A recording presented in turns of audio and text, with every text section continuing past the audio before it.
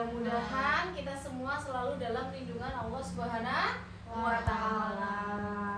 Baik, sebelumnya saya ucapkan terima kasih kepada Ibu Dila ya, yang sudah menyiapkan tempatnya. Rumahnya sudah mau di berantakin ya Bu. Kemudian terima kasih kepada Bu Retno yang sudah memberitahukan kepada ibu-ibu semua nggih bahwa untuk hari ini pertemuan nggih seperti biasanya. Kemudian sebelum memulai materi, alangkah lebih baiknya kalau kita berdoa dulu ya Bu. Berdoa menurut kepercayaan kita masing-masing ya Bu. Berdoa dimulai. Berdoa selesai. Iya, kita mereview dulu pertemuan bulan lalu ya Bu. Pertemuan bulan lalu kita membahas apa Ibu? Modul apa ya? Ekonomi Bu. Betul, Retno, modul ekonomi. Masih ingat nggak Bu yel-yelnya Bu? Agak lupa ya. Oke, kalau gitu saya ingatkan nanti, kemudian baru dilakukan secara bersama-sama ya Bu. Saya ingatkan lagi yel-yelnya. Uang tidak cukup, ya diatur dong, gitu ya Bu. Saya ulangi yel-yelnya. Uang tidak cukup, Ya diatur dong. iya. Tepuk tangan Bu untuk kita semua. Masih tetap semangat ya Bu ya. Kemudian kemarin untuk modul ekonomi kita sudah membahas apa saja ya Bu? Tentang itu Bu, yang ada kebutuhan sama Oh keinginannya itu iya, Bu. membedakan antara kebutuhan dan keinginan. Mana yang harus dipenuhi terdahulu dan mana yang harus ditunda gitu, supaya tidak ada pemborosan ya Bu. Kalau kita misalkan setiap bulannya itu lebih mementingkan keinginan, otomatis akan terjadinya pemborosan seperti itu. Nanti malah yang terjadi besar pasak daripada tiang ya Bu ya, kata peribahasa ya Bu. Betul apa betul Ibu? Betul, seperti itu.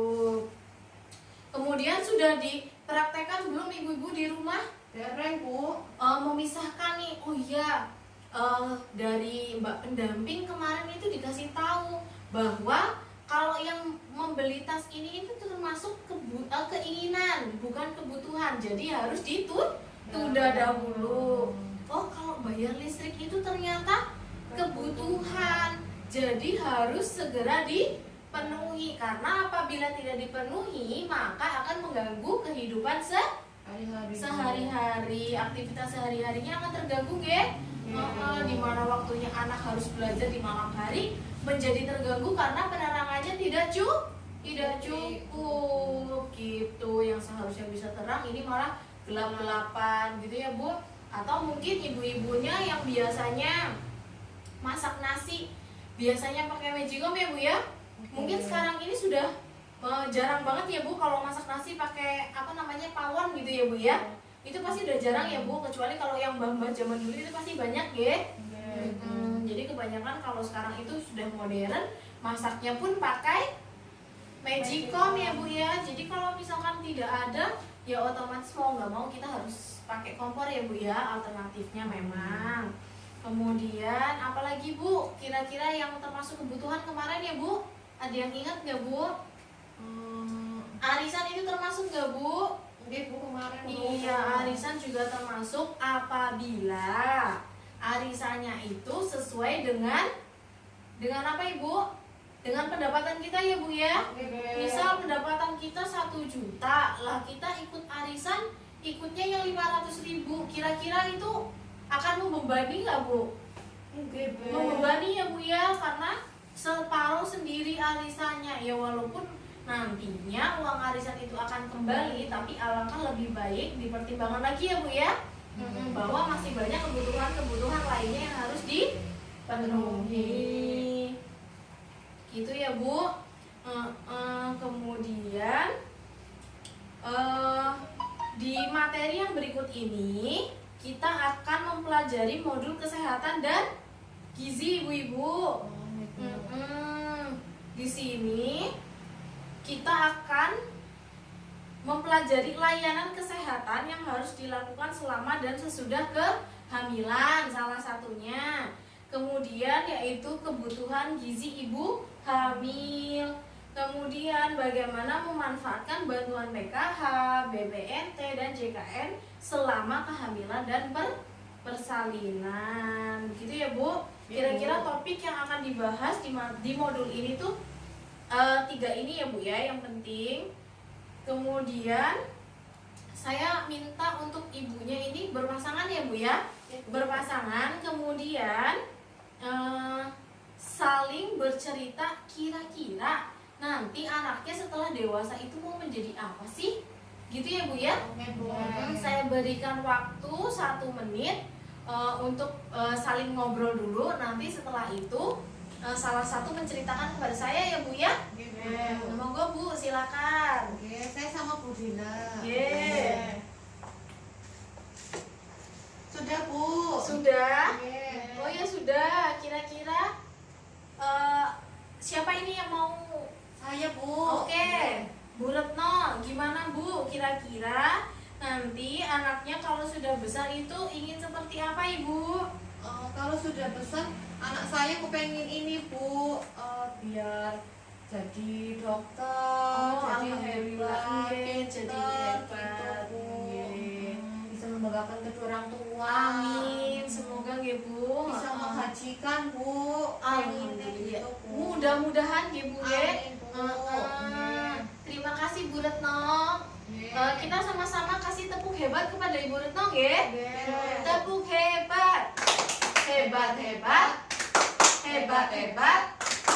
Hebat. Iya. Kemudian ada lagi mau menceritakan kira-kira besok di masa depan anaknya itu mau menjadi seperti apa sih? Ada lagi yang mau menceritakan? Mungkin Ibu Dila? Saya Anak saya ingin menjadi guru Bu. Ingin menjadi guru. Kemudian ingin anaknya menjadi sehat tidak Ibu? Iya Bu, Pasti ya Bu ya. Masa iya seorang orang tua mau nyakitin anaknya ya Bu ya? Pasti kan ingin anak-anaknya itu tumbuh dengan sehat, dengan pintar. Terus kedepannya di masa depannya juga menjadi sukses. Gitu ya Ibu-ibu. Iya, terima kasih kepada Ibu Dila. Sebelumnya kita kasih tepuk hebat dulu Ibu-ibu. Tepuk hebat. Hebat hebat. Hebat hebat. Hebat. Iya, jadi kemauan dari orang tua, keinginan itu pasti kan ingin anaknya itu menjadi anak yang sehat, anak yang berbakti, anak yang pintar dan sukses, supaya sekolahnya nanti juga untuk mencapai cita-citanya kan pasti melalui sekolah dulu ya Bu ya. Di sekolahnya nanti dia mendapatkan ranking, sekolahnya lancar, pinter, mendapatkan prestasi, gitu ya Bu ya. Kemudian harapan setiap orang tua agar anak tumbuh menjadi anak yang sehat, tinggi ya Bu ya, cerdas, dapat tercapai jika orang tua memberikan perhatian sejak anak dalam kandungan. Jadi sudah diperhatikan sejak dari dalam kandungan ya Bu ya. Tidak hanya pas sudah dewasanya saja gitu.